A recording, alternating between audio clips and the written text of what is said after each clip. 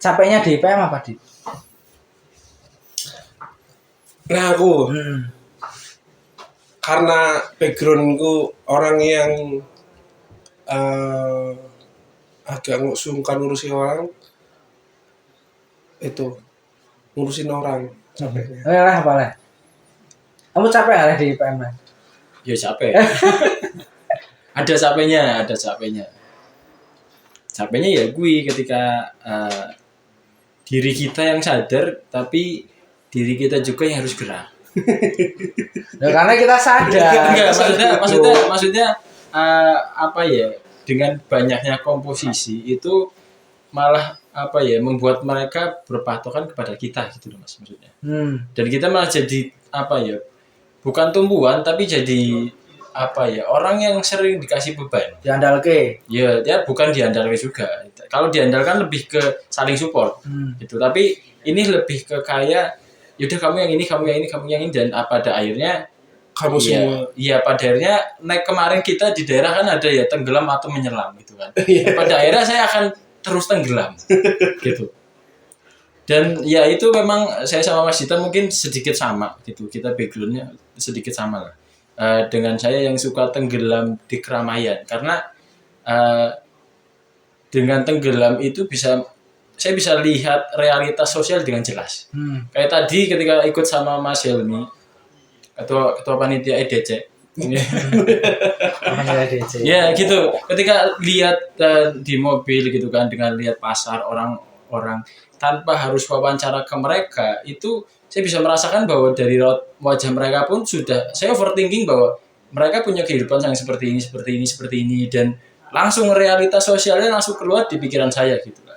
Dan makanya yang jadi capek itu kenapa teman-teman kita kader-kader IPM kita yang mungkin belajar ansos, belajar metodologi gitu kan, tapi nggak pernah benar-benar untuk bisa melihat itu. Dan itu menurut gue jadi tantangan kita juga IPM gitu kan, selalu bicara intelektual tapi aksi untuk yang ke masyarakat kurang gitu. Itu sih. Iya. Terus tak jawab apa enggak? Ya kenapa harus menanyakan itu? Yo. Iya karena apa namanya ya? Tak lihat saya justru ini overthinking ya, overthinking. Iya. Mungkin bisa dikata atau tidak lah. Saya takut justru sekarang untuk mengajak teman-teman ber-IPM. Gitu. Kenapa? Gitu. Karena saya tidak bisa apa ya namanya ya, bertanggung jawab atas hidupnya. Menjamin hidupnya. Benar. Masalahnya gini, ya itulah apa namanya sekian lama maksudnya karena entah itu kita nggak disupport, makanya saya tanya kecapean itu kita nggak disupport oleh ayahanda yang katanya ayahanda atau ibunda yang tidak jadi ibu atau yunda kanda yang ya hanya kesini kalau butuh dan seterusnya. Saya membayangkan gini kadang, misalnya nih ada 10 anak IPM berbes di sini gitu ya. Andaikan dulu 10 orang ini nggak kita ajak di IPM, mungkin dia sudah berwirausaha, sudah berpenghasilan, ya kan? Maksudnya dia sudah punya hidup yang selayaknya kayak gitu kan. Gitu. Jadi kadang ada rasa apa ya namanya ya, ketakutan di situ dan sekaligus penyesalan di situ, kekhawatiran lah bahasanya kayak gitu. Nah karena saya melihat kayak gitu, ya kalau kita melihat standar hidup layak di masyarakat itu dengan tingkatan sosial dan tingkatan ekonomi, maka kader kita di bawah tingkatan ekonomi semua. Dan disuruh apa? Gitu loh. Dan apa ya? Ya kasihan, maksudnya saya kasihan kayak gitu loh. Kadang kayak gitu. Dan kalau ditanya misalnya, loh kenapa tapi masih aktif gitu ya? Jawaban akhirnya nanti karena cinta, karena suka, karena nyaman, bro. Tapi sebenarnya nggak nyaman. Gitu loh, karena keterpaksaan ya sudah saya sudah menjadi kadung. Sudah tenggelam, sudah kadung itu juga ini sudah terlanjur jadi seperti ini ya kita harus mau nggak mau gerak daripada ya iming-imingnya kan luar biasa. Misalnya ada berapa persen sih teman-teman IPM yang ngajak orang untuk UGM tidak dengan iming-iming manfaat? Ya. Sekarang berapa persen sih orang yang tanggung jawab itu narik pelajar ke IPM yang tanya, yang coba cross check manfaat yang dulu saya tawarkan, sudah berapa persen sih yang mereka terima? Ya. Kayak gitu. Makanya banyak, saya khawatir itu akhirnya teramini dengan banyak kader yang ghosting, banyak kader yang bahkan ketua umum yang tiba-tiba menghilang karena capek atau apa nggak tahu, hilang blast gitu ya. Kesehatan mentalnya terganggu. Ada teman-teman IPM yang akhirnya memilih untuk tidak ber-IPM lagi dan seterusnya gitu loh. Apakah narasi-narasi yang dibawakan di IPM itu narasi-narasi penghibur saja? Kamu kan pinter public speaking. Apa misalnya manfaat IPM punya public speaking itu kamu nggak harus mengikuti IPM, bisa. Gitu loh, mending ikut LSM lah soalnya lebih baik ikut LSM daripada ikut IPM. Kalau kamu mau langsung gerak sosial masyarakat lah. Iya, LSM kemarin kan minta bayaran. Jelas ada bayarannya juga misalnya, walaupun nggak seberapa ya, tapi ada uang, ada persentuhan dengan masyarakat. Lebih ngena. Lah itu yang harus dibenahi itu di sisi mananya? Ya di sisi gerakannya, inovasi gerakannya harus dibenahi. Ya. Karena itu tadi. Udah nggak relevan, dia udah nggak IPM udah nggak mendukung mendukung terus nggak didukung, tidak mewadahi, sudah tidak mewadahi. Kayak gitu. Apa coba IPM melahirkan siapa sih di dunia ini? Apa? Ya paling ayahanda lagi. Kan yang mentok hidup di aum kayak gitu kan. Bakat yang dibatasi syariat ya. Makanya ada yang bilang, tanda-tanda. Mana yang bilang kadang orang-orang tua kita, pinter kayak Hidayat Muhammadiyah. Gitu kan. Kayak siapa mana ya, contoh-contohnya ya. Sing sukses gila. Lain-lain lah gitu ya. Kalau kita ngomong itu kita nyebut merek ya, bisa bisa Adi Hidayat, ustadz ternama atau selebriti atau dia jadi dari pengusaha. Itu muda itu mereka mengatasnamakan kan sudah sekolah di Muhammadiyah dan dia hidup di ranting, bro. Kalau dia sampai ke daerah, ceritanya lain. Apalagi sampai wilayah, ceritanya lain. Iya sih. Gitu loh. Makanya sudah udah ada di ranting sudah. Habis itu nggak usah aktif ke cabang daerah. Akan mempersulit hidupmu itu udah. Nggak boleh, ini akan dibantah oleh alumni. Iya. Nah itu harusnya yang diperkuat alumni. Ya memperkuat gimana? Mereka juga. Makanya kenapa kader IPM, perkaderan struktural kita itu tidak berjalan, susah, lambat. Misalnya dari IPM ke pemuda, NA. Karena kita udah capek di IPM. Dan males naik kan. Males lah, otomatis kita kan udah tahu semuanya, rule-nya udah tahu. Saatnya kita pengen free, pengen bebas, pengen ngembangin karir gitu ya. Itu beda dengan teman-teman di pemuda tapi tidak melalui proses di IPM dan lain-lain. Makanya kader-kader kita terbaik yang mentok, dia hidup di aum. Iya, udah nggak mungkin lagi ke yang lain. Yang mungkin tapi nggak. Ya, nggak semua. Jadi PR kita gitu lah. Kita perlu pembahasannya sebenarnya panjang, dijabarkan. Nah, itu salah satu yang jadi menurutku banyak kader-kader yang berbes itu kuliah di luar itu kan, karena saya nggak ada hak untuk melarang gitu loh. Ya jelas, kamu dukung aja enggak? nah itu gitu kan. Yang menjamin bahwasanya ini kuliah di sini aja gitu kan. Nanti dapat ini gitu kan. Ya enggak juga gitu kan. Nah, misalkan punya finansial yang mungkin cukup gitu kan untuk menaungi 10 kader gitu kan, nanti kamu di sini aja dijamin ekonominya gitu kan, mungkin bisa gitu. Tapi orang kita juga tadi dikatakan bahwasanya kalau strata sosialnya di ekonomi ya rata-rata kader-kader kita di bawah standar. Iya, dan makanya sempat ya ini jokes tapi bisa dianggap serius bisa enggak. Gitu kan. Ketua umum, berdasarkan ketua umum seluruh dunia IPM, baik ranting cabang ya katakan dari daerah sampai besar. Itu minimal ada slip gaji orang tua. Minimal kaya. Loh iya loh. Nah, minimal ada slip gaji orang tua rata-rata pendapatan sekian. Baru kita pilih. Realistisnya gitu. Mau apa sih orang kan apa ya namanya ya? Kadang kita dilema ketika ngobrol sama dasmen ayahanda gitu. Berharapnya kan ke IPM. Alasannya ada, nih IPM nih yang harusnya menggarap kader-kader. Kenapa Pak? Lah karena IPM belum ada tanggungan-tanggungan. Gitu kan. Nah justru itu karena nggak ada tanggungan, operasional kita dari orang tua, gitu loh. Misalnya loh, kebanyakan mayoritas. Nah masalahnya gini, menjamin apa Muhammadiyah minimal itu pimpinan kayak gitu, minimal transport terjamin misalnya dan lain-lain. Ya kayak gitulah. Ya Dit, iya Dit, memang harus gaji orang tua itu harus lah. Next lah, nanti ke IPM Brebes gitu.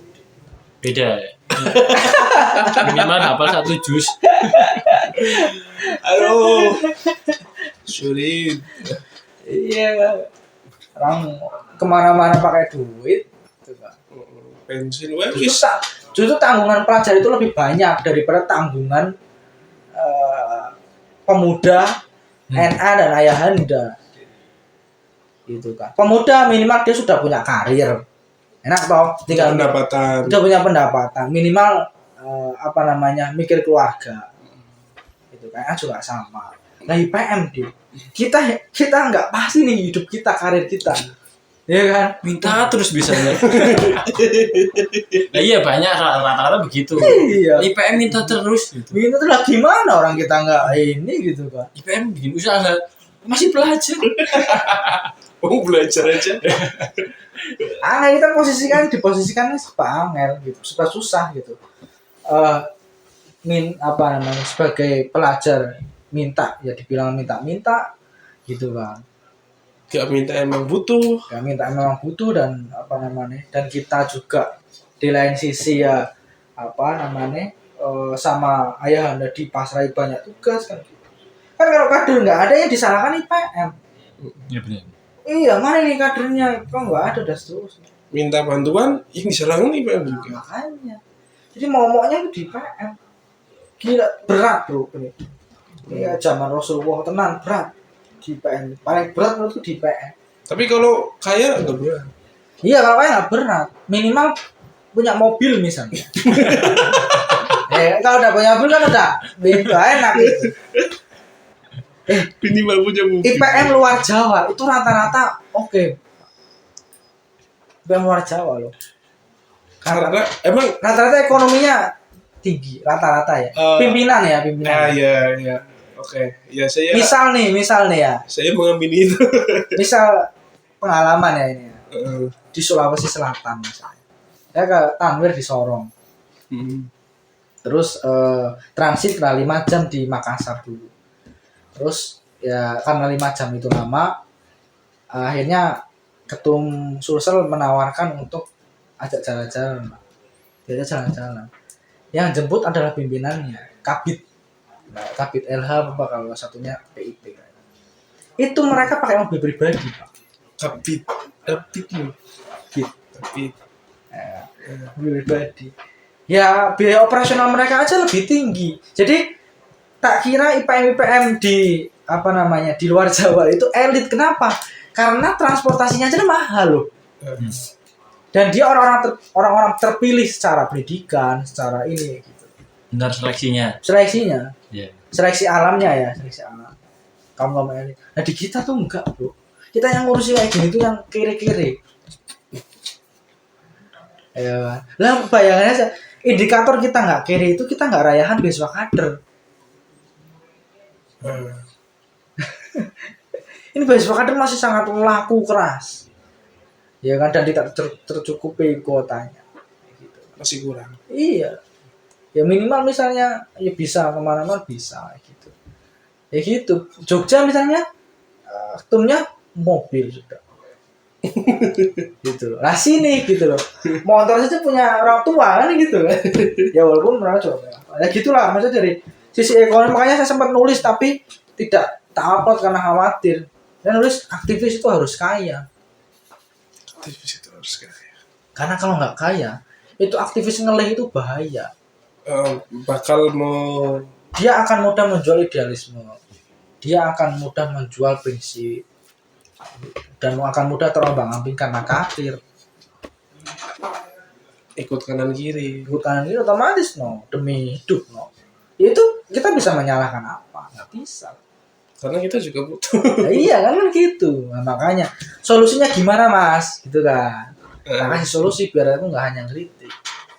Apa? Ya jadi kaya.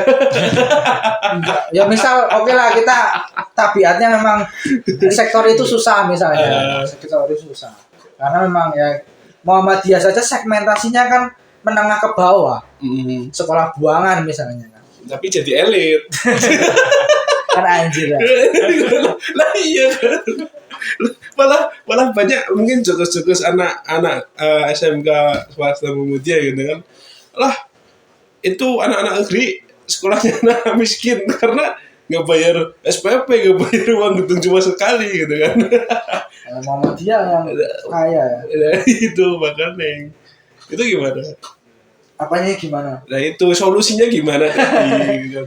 Ya apa namanya ya? Sebenarnya kuncinya kan di Muhammadiyah ya. Di Ayahanda. Dudukan bareng. Nazis, sektor sekolah dan seterusnya. Kalian boleh maido kalau kemudian sudah punya kontribusi kayak gitu loh. Ya. Misalnya nih PDM saja misalnya. Kalian boleh anak mengajar kita untuk kekurangan boleh, asalkan kamu sudah menjatah kita 1 tahun 20 juta misalnya. Itu bisa nggak kayak gitu loh. Atau kita misalnya di rapat raker kita kan nanti punya RAB tuh, rencana anggaran pendapatan belanja bidang misalnya. Kita ajukan ke PDM cair semuanya misalnya. Iya kan? Minimal itu pun kan kita misal mau markup, nggak markup kemudian pas gitu. Pas ya, sesuai Misalnya. Nah itu aja udah terjamin, itu saja udah. Ya kan? Baru kemudian ngomong itu kita, nggak masalah. Ya saya bayangkan ya, kita dituntut untuk mencari kader, mencari uang, ya kan? Ngisi kader, detek kader, orang mumet. ketika Raono Nah, jadi apa itu kita? Ya gitu. Nah makanya saya ngomong ada tidaknya IPM itu tak kira nggak ngaruh karena kader Muhammadiyah terus kader Muhammadiyah gampang kalau kader Muhammadiyah dari Baitul Arqam Baitul Arqam sudah guru-guru sudah terus sama lo IPM makanya IPM Jawa Tengah bubar nih wae selesai. Terus aktif organisasi net kampus saya ini sekedar Komsat. Ya kan soal KTI karo NPM. Balik deh. Metu kerja sing sukses, nek kira-kira rada angel balik ning Muhammadiyah. Ya pragmatis sing ya radikal tapi ya apa ya kita Muhammadiyah bahkan saya nyari artikel di Google itu nggak ada yang kritis Muhammadiyah. Karena organisasi terbesar. Ya enggak juga ada yang. Kan kedua. Karena yang kritik ya itu akan ada 2 stempel. Yang pertama yang dia ngeritik Muhammadiyah. Yang pertama akan dicap sebagai kader yang sakit hati. Yang kedua adalah loh kok ngeritik itu ya mbak yang sopan, nggak perlu kemudian diumbar-umbar di media sosial. Kan bisa melalui PDM, ngomong melalui pimpinan, kan bisa lampu diskusi bareng. Kalau wis ngomong terus dilalui Dianggap dinamika, disabar-sabari. dibandingin karo ane periode dulu. Lah saya kan itu sekarang kok remeh-remeh, saya dulu loh sepeda yang ngirim surat satu-satu kehujanan gitu kan. Ya bagus sih tohnya, tapi yang buat delok sekarang. Nah itulah solusinya, yaitu dudukkan bareng gitu ya. Muhammadiyah itu coba menganggarkan anggaran ortom. Minimal ortom berapa? Dan pikirkan jalan hidup kader-kader terutama di IPM. Gitu. Mah ngomong gampang ya, kita baru bisa ngomong kayak gitu. Gitu gimana kira-kira jadi optimis di Muhammadiyah? Optimis di Muhammadiyah karena banyak partai. Emang iya kan cuma 2. Wih, jangan salah Anda. Banyak ya. Banyak, nggak cuma 2. Kemarin aja ditemui Jumat Kliwon saat pembukaan ada yang memperkenalkan diri. Enggak apa-apa, bagus kan, kita mau jihad konstitusi kan. Iya. Di lini manapun. Loh, kita kalau jujur kan besar anggaran dari partai daripada dari internal. Iya kan? Iya, sekali kegiatan 10 juta. Misalnya. Nah, misalnya. Iya. Dari kita paling berapa? 1 juta. 2 juta nanti dari ini itu plus itu. 1 juta ini plus kayak gitu. Susah berkembang. Makanya, Tapi susahnya lebih susah lagi kalau dari bendera yang berbeda. iya, nah itu karena fanatik kan. Goblok lah. Fanatik. Iya kan Mamat? Ya zaman dalam ngomong. Fanatik itu lah ciri-ciri orang yang bodoh.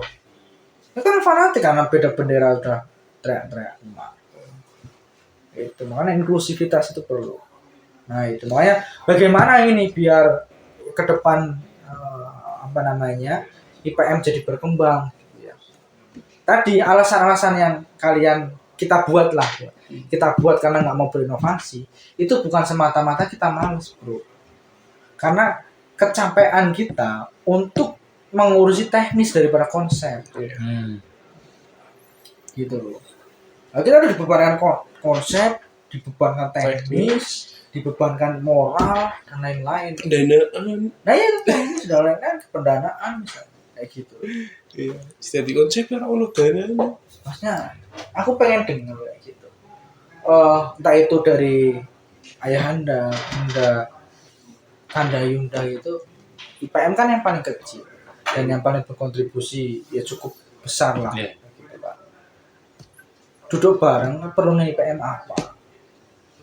Kan kayak gitu. Oh kita, semua rata lah, kita butuh uang sudah. Nah bayangkan ya, kalau kita misalnya nih, kita kan pelajar, tugas kita utamanya belajar, bukan nyariin proposal. Itu akan sangat bekerja rodi banget loh, misalnya nih ya, itu akan bahkan melanggar hak asasi manusia. Pelajar itu, kalau IPM benar-benar pelajar nih, katakan tingkat cabang, ranting atau daerah gitu misalnya, dia dari Senin sampai Jumat gitu misalnya, dia belajar dari jam 7 sampai jam 3 misalnya. Setiap hari itu, dan itu fokus mereka di akademis ya.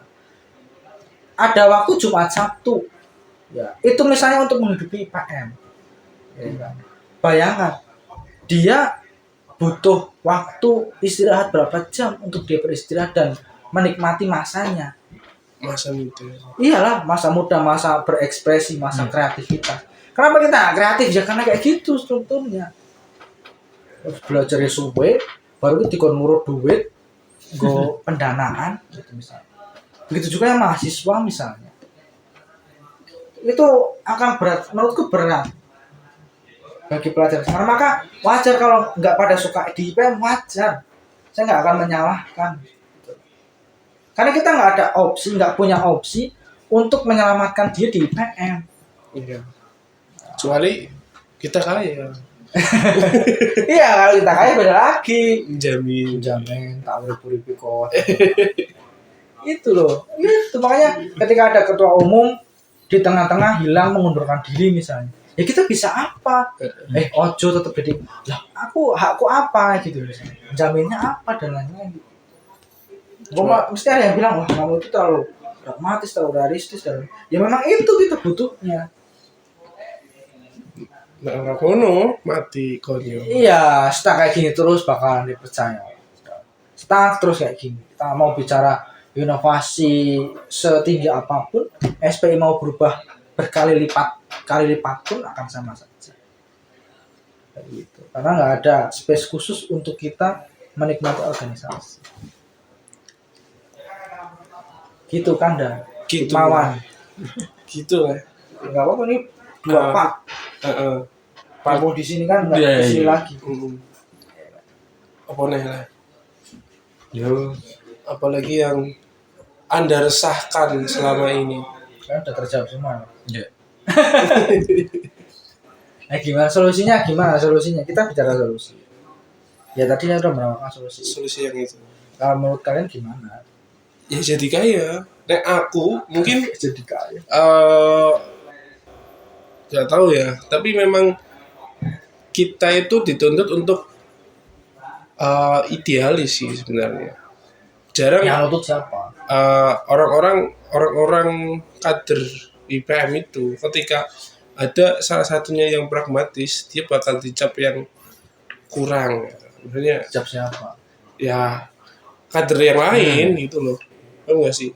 Iya. Rata-rata kader IPM itu idealis, jadi nggak memikirkan tentang karir dan sebagainya. Ketika ada yang masuk jadi wamen gitu kan, misalkan contohnya gitu kan, itu malah nggak disupport.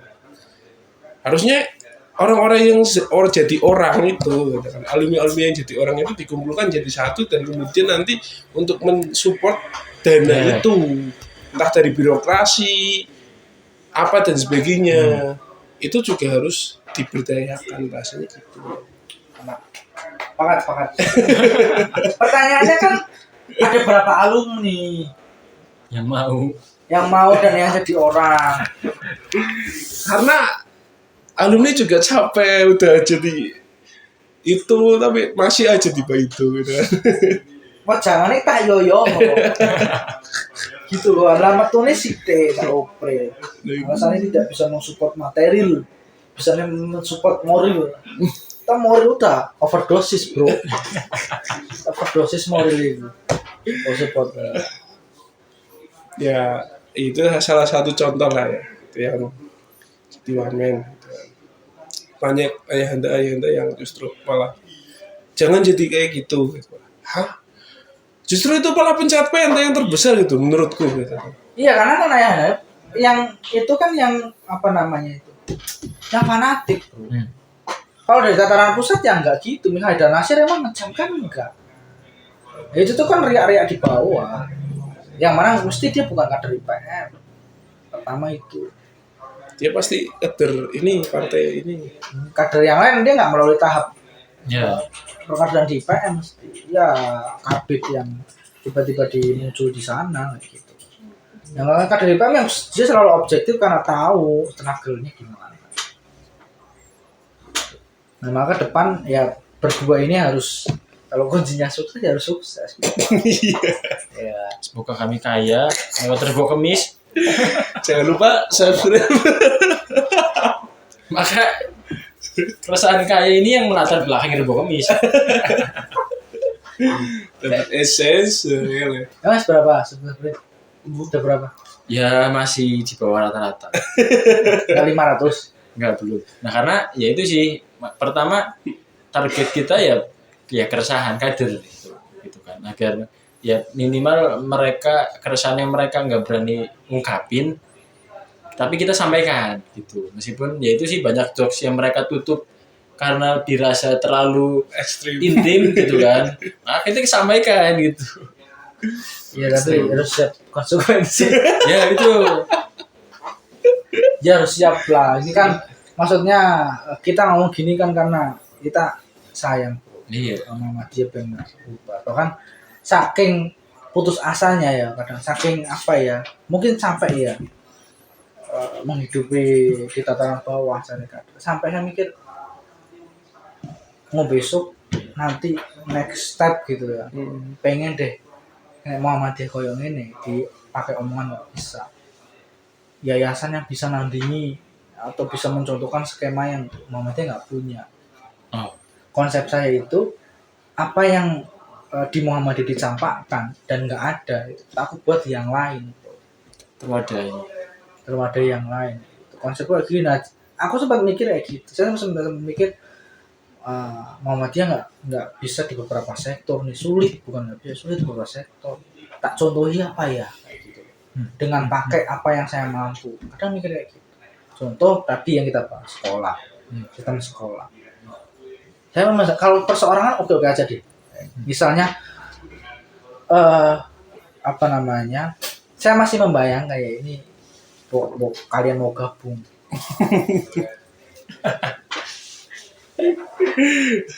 Apa? Saya ngomong Firman juga sama Firman. Sampai mau buat podcast lambemu Iya. untuk mengkritisi ini. Namanya lambemu. Ya, karena ada airmu, Iya. ada Toyamu. toyamu. Nah, kita pengen punya lambemu, tapi belum kesampaian. Ya belum berani aja. Konsepnya gini maksudnya. Saya pengen dengan dinamika sekolah Muhammadiyah sekarang, pengen buat sekolah yang dia orang-orang anak-anak itu bersekolah untuk tidak hanya memikirkan bagaimana dia kerja, Iya. Bukan jadi mesin. bukan jadi mesin. Nah itu, dan sekolah itu free kayak gitu. Nah, maka harus ada sektor itu penunjang. Sektor penunjangnya lewat apa ya? Bisa bisnis dan tentunya. Sehingga bisnis itu yang misalkan ada 3-4 bisnis yang dipunyai untuk mensupport sekolah ini. Jadi sistem yang apa ya? Tak kira kita ada kemunduran di sistem pendidikan di Muhammadiyah. Muhammadiyah dulu itu kita itu sebagai perintis sekolah Islam yang berkemajuan beneran. Dulu itu kan ada dikotomi keilmuan. Dikotomi keilmuan itu yang ada dua bentaan, misalnya ilmu pengetahuan umum dan sains itu kan yang dipelajari oleh sekolah-sekolah Hindia Belanda. Sedangkan yang keilmuan agama itu di pondok pesantren dan di masjid-masjid yang terkenal itu norak dan kuno. Beda, terpisah. Nah, Muhammadiyah hadir ketika itu dengan inovasi pendidikan. Yang pertama, dia pakai fasilitasnya terbarui gitu loh. Kemudian yang kedua, muatan materinya, kurikulumnya dia beda sendiri. Dia menyatukan ada bahasa Inggris, ada IPA, ada matematika, ada agama. Itu yang pertama kali pencetus saya lupa bahasanya apa. Pokoknya sekolah yang benar-benar menyatukan keilmuan itu. Baru sampai sekarang kayak gini. Nah, persoalannya adalah sekarang justru kita sama persis dan nggak ada kemajuan apapun. Kita inovasi. Iya, kita miskin inovasi di sekolah, semuanya mengejar jumlah mobil, semua mengejar jumlah murid, semua mengejar gedung yang gede. Tapi apa inovasi di situ? Apa yang membedakan sekolah Muhammadiyah dengan Ma'arif NU dengan sekolah negeri? CT. Lulusannya. Apa bedanya sama Lulusan Emang lulusan Muhammadiyah jamin hafiz ora juga. Jamin masuk PT. Ya. Jamin masuk PT. Masuk PT ya SMK lain juga bisa. Bahkan saya mengkritis sempat ngomong tuh sama direktur pondok di Pemalang. Mengkritisi itu di depan sharing muka langsung. Start di sini namanya pondok pesantren modern. Pertanyaan saya adalah modern apanya? Modern apanya? Itu pondok pesantren modern itu modern apanya? Gitu loh. Ada modern yang mencetus ibu-ibu pas saya ngisi pengajian di desa. Mas, tolong bilangkan ke atasan-atasan Muhammadiyah. Kenapa pondok pesantren Muhammadiyah itu lebih mahal daripada di NU? Dari segi ilmu dan kitab itu lebih banyak kan NU. Per bulan mau 50.000 di Muhammadiyah. Bayangin bilang. Ya, MBS. Gede. Ya antara MBS atau pondok pesantren modern, gede-gede. Kitabnya lebih sedikit. Dibilang lulusan itu dari ustadz ya juga. Nah, itu kenapa mahal semahal itu kayak gitu. Jadi Ustadz duniawi. Ustadz Ini duniawi. ditong itu. Kan gitu. Nah, itu maksudnya apa namanya? Beberapa hal yang tak kira ayolah kita evaluasi kayak gitu. Nah, saya udah ngomong lagi terus tapi nggak tahu miss apa ya antara generasi muda generasi tua gitu. Iya. Atau harus Beda, dicontohkan kayak gitu loh. beda generasi. Nggak didengar gitu. Gue nih kalau ini dari sisi sidik yuk dibilang keminta. Itu akhirnya terjunut pada tempurung tak dalam tempurung kayak gitu. Ya berarti nunggu mereka ganti. Masa iya, masa nunggu ya dan kita harus sukses bro. Iya. Ente misalnya nunut partai terus misalnya atau nunut kaum nggak bisa, nggak punya power. Paribasane, ya. Saya ngomong, saya ditolak, saya mundur tuh nggak masalah, nggak ngaruh dalam hidupku. Saya ngomong kebenaran, gitu ya. Terus dibenci dan kemudian dicutak dari Muhammadiyah, nggak masalah dalam hidup. Bisa nggak? Gitu. Nah guru dibungkam semua.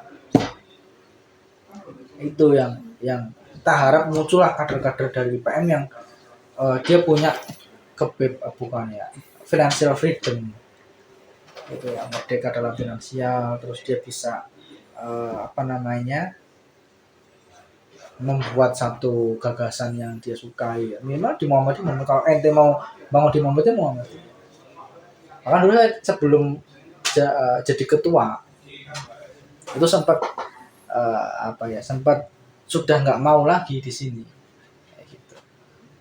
Dalam artian apa saya bahasanya kalau ente nonton Naruto Sasuke, saya pengen bangun Konoha itu dari Sasuke bro.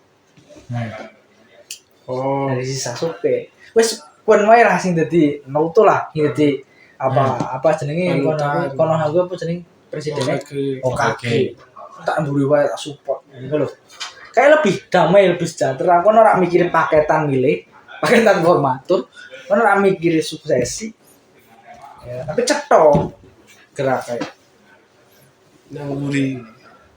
Tapi umurnya gede. orang gede lah kan. Iya. Gitu loh. Bisa lumayan jadi simpatisan. Ya sungkem. Planningmu apa di depan dit?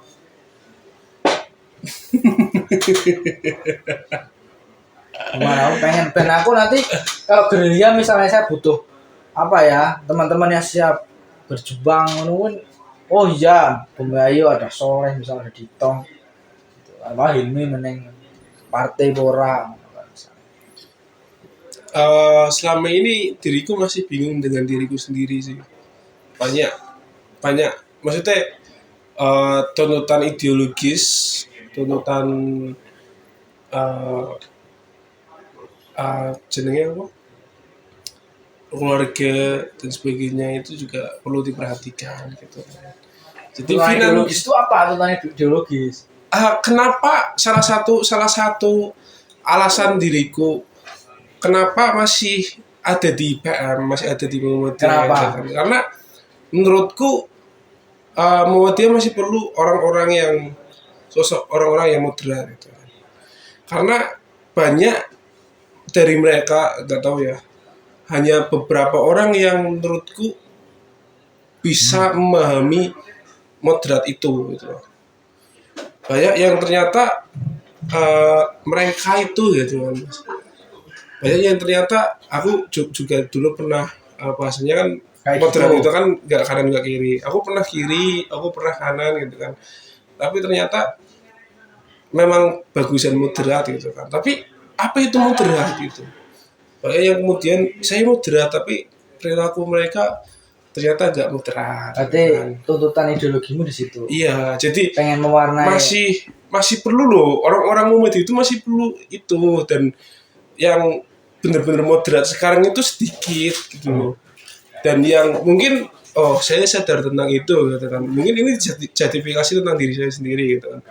Saya paling moderat gitu kan. Ya terserah itu kan terserah saya gitu. Nanti terserah teman-teman misalkan mau menilai saya ternyata terlalu itu sebenarnya ada alasannya gitu kan. Tapi yang jelas